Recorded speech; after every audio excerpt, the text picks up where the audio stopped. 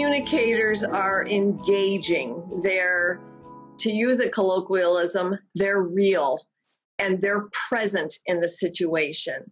One of the ways you can do that is to tell a story. If you look at any of the TED Talks, a lot of the speakers are very, very effective communicators because they share their stories.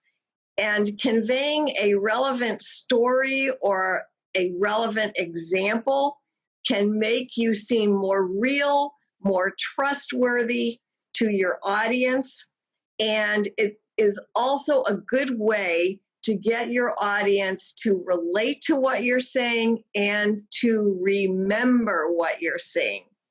In an interview situation, you can also use this by giving examples of what you have said or what you have done, how you have reacted or behaved in the situation in question.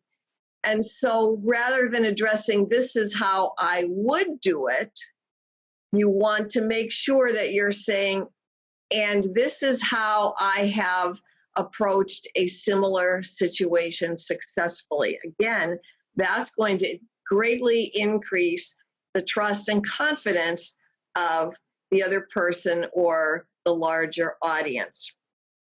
You want to make sure also that you're not allowing distractions to interfere with your message. And distractions can take many, many forms of interruption, but things such as phone calls, text messages, alerts, notifications, alarms, all of these things that have become such a great and integrated part of our everyday lives can very, very negatively interfere with the delivery of our message or the receipt of messages from others. So circling back to being real, being present in the moment, don't allow yourself to be distracted by what's happening on your phone or your laptop. When you are engaging in communication with someone, focus on that and minimize anything that might interrupt or get in the way of it. Good communicators also are empathetic. They show understanding of their audience, even if they disagree. They show empathy and that they understand the needs, concerns, desires, and requirements of their audience. And good communicators are very respectful. If there's a disagreement, they respectfully disagree. They are not argumentative or defensive. They demonstrate understanding and typically adopt and agree to disagree, a stance with acceptance of the other person's opinion while continually seeking common ground or areas on which there can be agreement. Good communicators are also very respectful and appreciative of the audience's time and their attention. And you want to say that you're respectful and appreciative, and you want to show that you're respectful and appreciative, not only in your comments, but in your follow-up with that person or that group. Make sure that you are once again conveying your appreciation of the time and attention that they gave you. Everyone has a very, very busy schedule. I can't even think of a time when I said to someone, "How are you? How's everything going?" And some sort of a response, "I'm very busy," hasn't come out of the response. As human beings, we tend to cram a lot into our lives. And so the fact that someone thought enough of you and the message that you wanted to convey, or the opportunity that they were giving you to be in front of them, it's very important to acknowledge that and show appreciation of the time that they took from their busy schedule to give to you. That's a gift that they gave you, their time. And it's a very, very expensive gift for some people to give. In trying to assess whether or not someone is a good communicator, typically a manager or an audience is going to look at all of the characteristics that we've talked about of a good communicator. Are they engaging? Are they effective at conveying the message in an interesting, engaging, and memorable way, and so forth?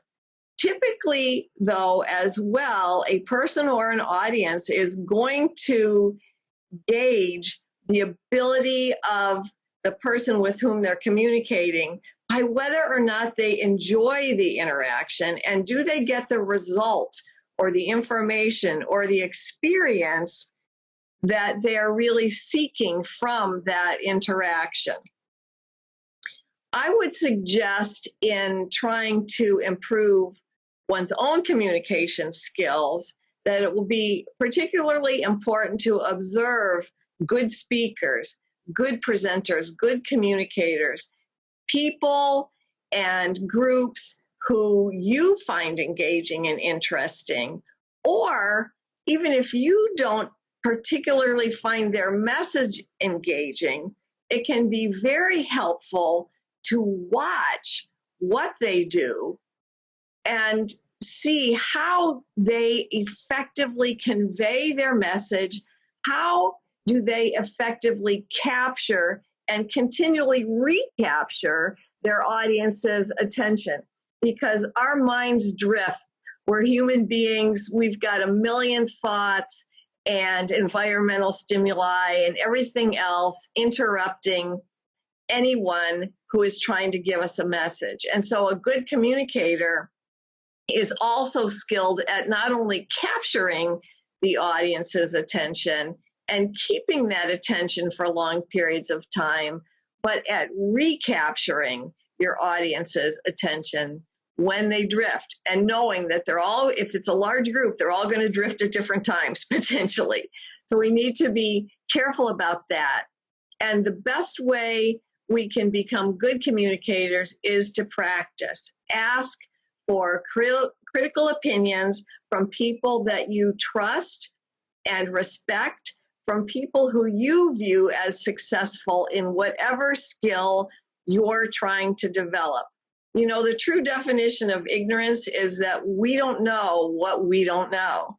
And so you need to ask people whom you trust, whom you respect, and whom you believe will actually give you honest, critical feedback to help you improve.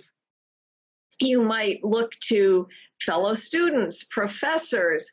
When you miss a job opportunity, it's important to follow up with that person, again, to thank them for the time and the opportunity that they gave you, but also to ask them for some feedback. What could I have done that would have made me a better candidate, or that would have helped me to interview more effectively, or that would have helped me to convince you that I am actually the person that you want for the job? And most managers will actually give you good, honest feedback at that point. They have nothing to lose, and if they can spare the time, most people will be very, very happy to help you, because, to be quite honest, they want to have the opportunity to look at you again, perhaps, for another job opportunity within their organization. And if you're a better, more broad-based person at that point, if you can communicate more effectively, or if you've developed more important skills for that company or that job, then it makes you a better candidate, and they already know you a little bit. So it's a win-win situation when that works effectively. Internship mentors, supervisors are also very good resources for improving your communication skills. So in any of your job or work or school situations, even in personal organizations, social organizations, in all of your interactions, asking for critical suggestions from people whom you respect is a very, very good way to develop your skills. Pursuing strategies to mitigate your weaknesses or what might be considered negative tendencies or traits that you need to develop better. Effective listening, eliminating interrupters, slang, or other distracting habits or idiosyncrasies from your presentation skills. If you don't identify them, you can't work to change and eliminate them. So ask for suggestions and then work hard to maximize your effectiveness as a communicator and minimize those things that detract from your communication skills. In closing, I would say continual learning and practice, continual critical self-assessments based upon how successful you are in a variety of situations will help you to ever increase your ability as a successful communicator. Take a good, honest look at what worked well in particular situations and what perhaps didn't work as well as you would have hoped. How to capitalize on what worked and correct what didn't will help you to be the best you can be as you continue to learn and develop as we all need to do throughout our lives.